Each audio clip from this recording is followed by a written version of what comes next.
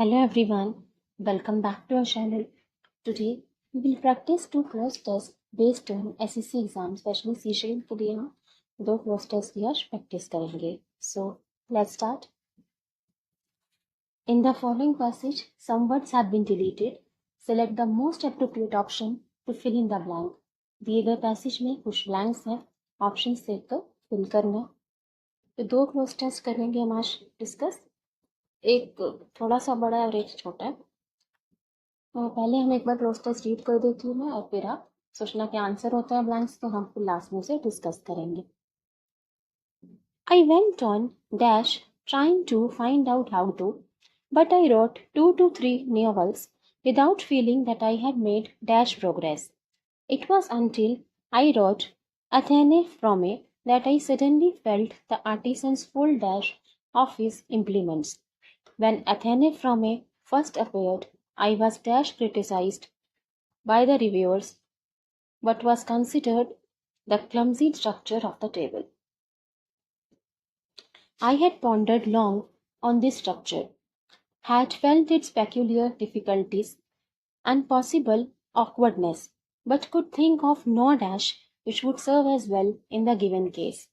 And though I am far from thinking Athena Frome is my best novel, and I am bored and even exasperated when I am told that it is, I am still sure that its structure is not its weak point.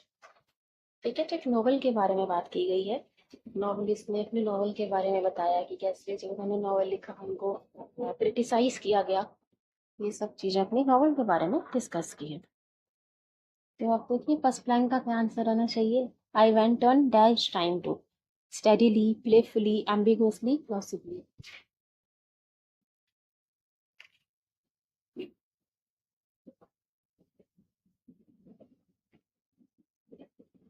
Second, no sooner, barely, much so.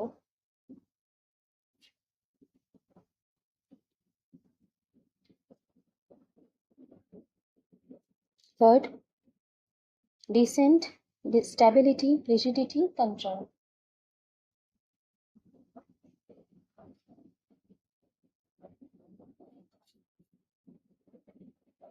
Fourth, selectively, severally, intelligibly, legibly.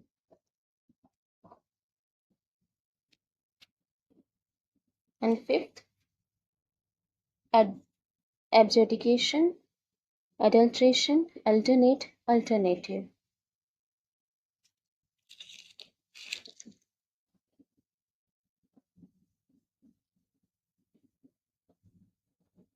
नहीं हो आपने सारे blanks के answer सोच लिए होंगे. अब हम डिस्कस करते हैं. I went on dash trying to find out how to, but I wrote 2 or 3 novels. मतलब मैं ट्राई करता रहा. I went on trying to find how to कि कैसे लिखना है. But I wrote 2 or 3 novels. पर मैंने 2 से 3 नॉवल लिख दिए. Without feeling that I had made dash progress. ये सोचे बिना कि मैंने dash progress की है. So I went on dash trying, steadily trying, playfully, ambiguously, plausibly.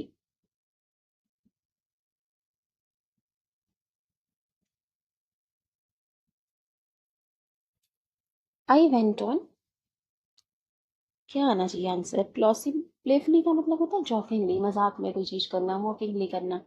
एम्बिगुअसली, ambiguous is not clear, जो चीज क्लियर ना हो, स्पष्ट ना हो, उसके लिए हम कहते हैं. प्लॉसिबली, प्लॉसिबली मीन्स रीजनेबली, किसी चीज को किसी चीज का रीजन मान लेना, बिलीव कर लेना. बिलीवेबली, रीजनेबली उसे हम कहते हैं प्लॉसिबली. और स्टेडीली का मतलब होता है कंटिन्यूसली. तो यहाँ पे कहा गया I went on dash trying to find how to कि कैसे नॉवल लिखना है. इस चीज का मैं लगातार प्रयास करते रहा, कंटिन्यूस एफर्ट करते रहे. तो कंटिन्यूसली आंसर होना चाहिए. तो आंसर हो जाएगा steadily. Steadily means continuously. I went on steadily trying to find out how to, but I wrote 2 or 3 novels और मैंने 2 से 3 नॉवल लिखे without feeling that I had made dash progress.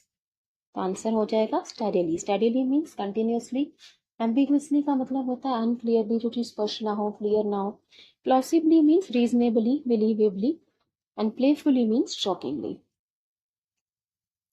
I went on steadily trying to find out how to, but I wrote 2 or 3 novels without feeling that I had made dash progress. मैंने 2 से 3 novel लिखी है ये सोचे बिना कि मैंने dash progress की है। No sooner, barely, much, so. No sooner progress, barely progress. Barely का मतलब होता है तो हार्डली, मुश्किल से। मच प्रोग्रेस या सो प्रोग्रेस। आंसर हो जाएगा विदाउट फीलिंग, मतलब ये सोचे ही बिना कि मैंने कुछ खास प्रोग्रेस किया है। यहाँ पे ये कहना चाह रहे हैं ना मतलब कि मैंने 2 या 3 नॉवल लिखी है ये सोचे बिना, without feeling that I had made dash progress, कि मैंने कुछ खास प्रोग्रेस की है ये सोचे बिना। तो बेयरली का मतलब तो होता है कि मुश्किल से, पर वो यही नेगेटिव ऑलरेडी कहा जा रहा है, without feeling that I had made dash progress. और बेयरली तो नेगेटिव वर्ड है, तो और विदाउट भी नेगेटिव, तो दो नेगेटिव नहीं आ सकते। और नो सूनर के साथ हम देन लगाते हैं कंजंक्शन। नो सूनर के साथ देन लगता है, यहाँ कहीं देन तो दिख नहीं रहा, THAN देन, तो ये नो सूनर भी आंसर नहीं होगा, रेयरली भी नहीं। I had made so progress नहीं, much progress. Much progress without feeling that I had made much progress, मतलब मैंने 2 या 3 नॉवल लिखे ये सोचे बिना कि मैंने कुछ खास प्रोग्रेस की है।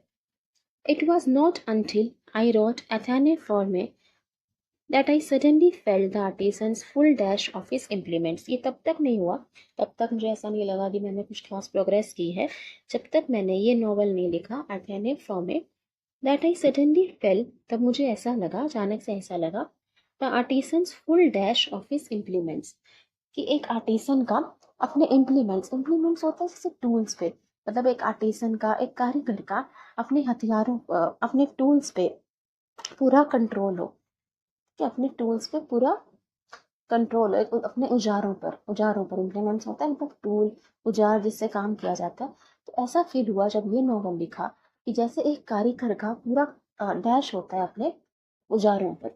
तो अपने औजारों पर क्या होना चाहिए, अपने टूल्स पर एक आर्टिसन का क्या होना चाहिए, डिसेंट। डिसेंट का मतलब तो होता है डिसएग्री करना, किसी से सहमत ना होना। स्टेबिलिटी, ये चीज स्टेबल हो, स्थिरता। रिजिडिटी, रिजिड मतलब हार्ड हो गया, जो फ्लेक्सिबल नहीं है, जिसे बदलना मुश्किल हो।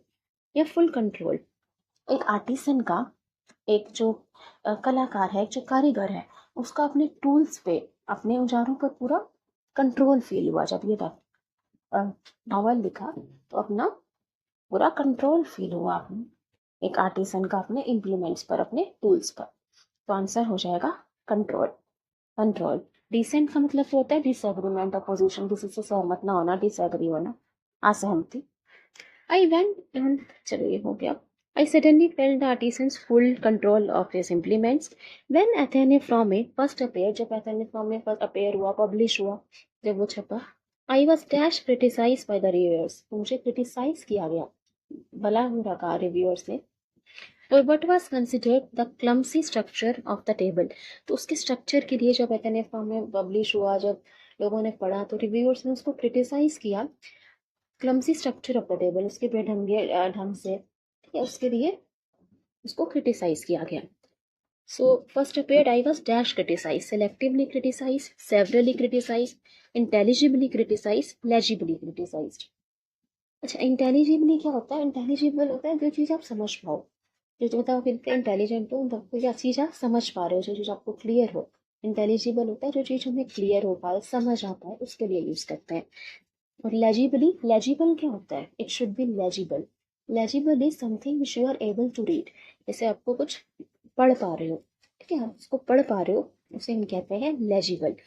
तो ये क्रिटिसाइज किया गया, तो लेजिबली क्रिटिसाइज तो होगा नहीं। लेजिबल तो हम यूज करते हैं जिस चीज हम पढ़ पा रहे हैं, like note should be legible, notes जो आप बना रहे हो वो लेजिबल होने चाहिए, कि आप उसे पढ़ पाओ या कोई पढ़ पाए। इंटेलिजिबली तो होता है क्लियर टू अंडरस्टैंड, ये भी नहीं होगा। I was selectively criticise for the reviewers, reviewer selectively criticise थोड़ी करेंगे। सेवरली क्रिटिसाइज मतलब बहुत ज्यादा क्रिटिसाइज किया। Severely mean seriously, harshly, seriously उन्हें क्रिटिसाइज किया रिव्यूअर्स ने, हार्शली, ठीक है, ज्यादा क्रिटिसाइज किया, बुरी तरह से क्रिटिसाइज किया। लेजिबली मीन्स रीडेबली, जिसको पढ़ा जा सके। इंटेलिजिबली मीन्स क्लियरली, अंडरस्टैंडेबली, जो चीज आपको समझ आए, क्लियर हो पाए। तो आंसर सेवरली हो जाएगा। नेक्स्ट देखिए, last blank. I had pondered long on this structure.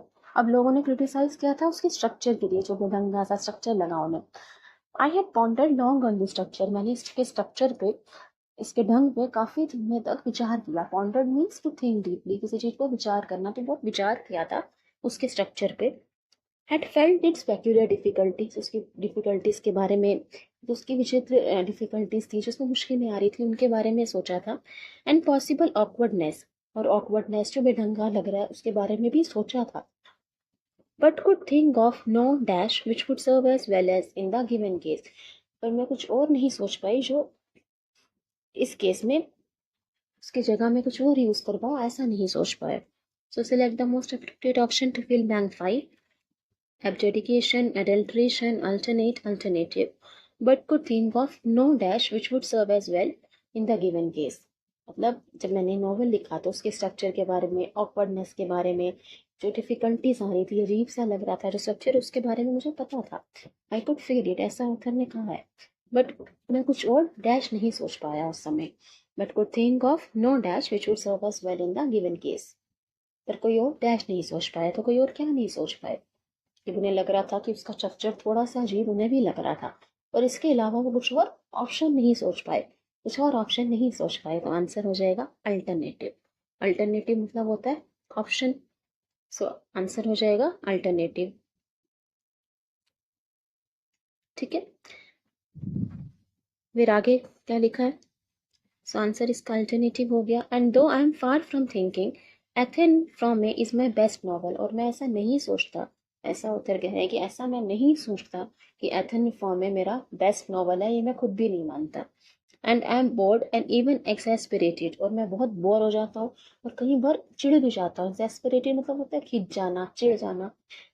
When I am told that it is, जब लोग मुझे बोलते हैं कि आपका बेस्ट नॉवल है, तो कई बार मैं खुद भी बहुत बोर हो जाता हूँ और कई बार खिंच जाता हूँ, चिढ़ जाता हूँ, इरिटेट हो जाता हूँ। And I am sure that is structure is not it's weak point, और मैं इस बात को लेकर श्योर हूँ कि जो इस नॉवल का स्ट्रक्चर है वो उसका वीक पॉइंट, उसकी कमजोरी नहीं है। ठीक है, सो आई होप आपको ये क्लोज टेस्ट समझ आया हो। एक नॉवल पे बेस्ड था जहाँ पे एक नॉवलिस्ट ने अपने एक्सपीरियंस शेयर किए। चलिए, जब हम नेक्स्ट क्लोज टेस्ट की प्रैक्टिस करते हैं, एक और क्लोज टेस्ट की, छोटा सा एक क्लोज टेस्ट है, इसको पहले रीड कर लेते हैं। During the days of slavery there lived dash very hard working slave. One day dash freedom he ran away from his master's house. As he passed a forest, he saw a lion dash with pain, for a huge thorn had pierced its paw. The slave felt sorry for the lion and took out the thorn gently. The grateful lion licked the slave's hand, but just then both of Dash were captured by the soldiers. The king ordered, "Let the runaway slave Dash thrown in front of a hungry lion." But when the slave was thrown in front of the lion licked him and quietly sat beside him. The amazed king asked the reason. The slave told the king everything. The king pardoned the slave. The lion was also freed and sent to the forest. ठीक है, तो एक easy सा cloze test है, एक story based है, एक story बताई गई है, एक स्लेव की और एक लायन की स्टोरी बताई गई है। स्टोरी मुझे तो इंटरेस्टिंग लगता है क्लोज टेस्ट। चलिए देख, फर्स्ट का आंसर क्या होगा? The an to.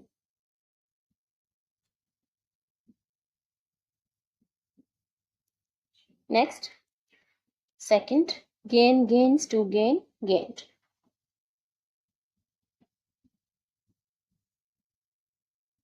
Third, roars roared roar roaring.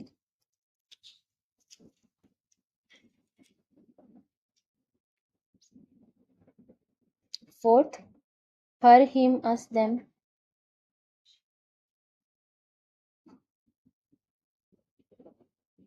Fifth, been being be its.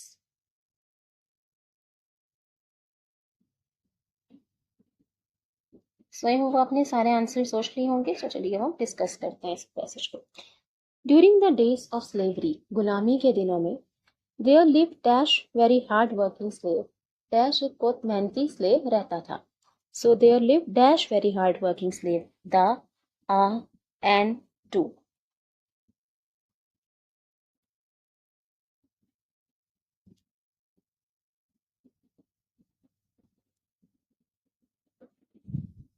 देखो स्लेव है, स्लेव यहाँ पे एक स्लेव है ना, सिंगल स्लेव है, तो टू तो हो नहीं सकता। There lived very hard working slaves नहीं हो सकता, क्योंकि अगर टू होता तो यहाँ पे स्लेव होना चाहिए था, लेकिन यहाँ पे स्लेव है तो एक ही स्लेव होगा, टू तो आंसर हो नहीं सकता। और वेरी, वेरी में कॉन्सोनेंट की साउंड है, तो हम एन तो लगा नहीं सकते, आ या फिर द आंसर होगा। During the days of slavery there lived a very hard working slave, the तो नहीं होगा, द तो डेफिनेट आर्टिकल है। अगर हमने स्लेव के बारे में पहले इंट्रोड्यूस कर दिया होता तो हम द लगा सकते थे कि हमें पता हो हम किस स्लेव की बात कर रहे हैं, लेकिन अभी तो हम स्लेव को इंट्रोड्यूस कर रहे हैं, इंट्रोडक्टरी सेंटेंस है। तो there lived a very hard working slave, गुलामी के दिनों में एक बहुत मेहनती स्लेव रहता था, एक मेहनती गुलाम रहता था। आंसर आ हो जाएगा। One day dash freedom he ran away from his master's house, एक दिन वो आज़ादी पाने के लिए, फ्रीडम पाने के लिए, स्वतंत्र होने के लिए अपने मालिक के घर से भाग गया। So one day gain freedom, gains freedom, to gain freedom, gain freedom.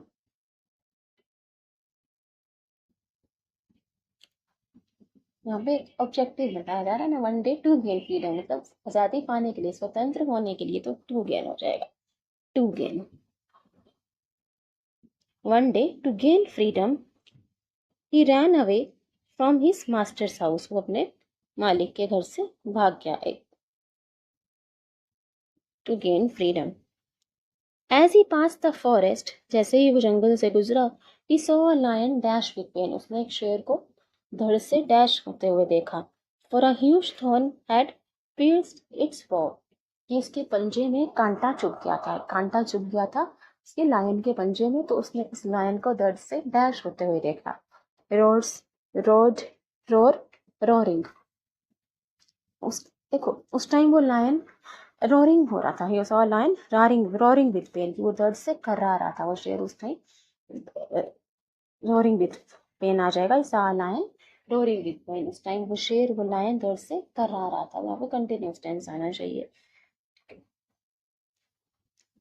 For a huge thorn had pierced its paw, the slave felt sorry for the lion, slave को लायन के लिए बुरा लगा, and took out the thorn gently, और उसने वो कांटा निकाल दिया लायन के पंजे में से।